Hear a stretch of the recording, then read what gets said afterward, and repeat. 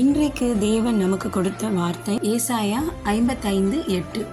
என் நினைவுகள் உங்கள் நினைவுகள் அல்ல, உங்கள் வழிகள் என் வழிகளும் அல்லவென்று கர்த்தர் சொல்லுகிறார். ஒவ்வொரு மனிதர்களும் தான் நினைக்கின்ற காரியங்கள் உடனடியாக நடக்கணும் அப்படின்னு சொல்லிட்டு நம்ம ரொம்ப விருப்பப்படுகிறோம். இதுதான் எல்லா மனிதர்களுடைய எதிர்பார்ப்பாக காணப்படுகிறதுங்க. நம்ம எதிர்பார்க்குற அந்த காரியம் நடந்துச்சுன்னா சந்தோஷமாகிறோம். அதே அந்த காரியம் நடக்கலை அப்படின்னும் போது நம்ம ரொம்ப கவலைப்பட்டு சோர்ந்து போகிறோம். நம்முடைய தேவன் சகலத்தையும் அறிந்தவர். அவருக்கு மறைவானது ஒன்றுமே இல்லை.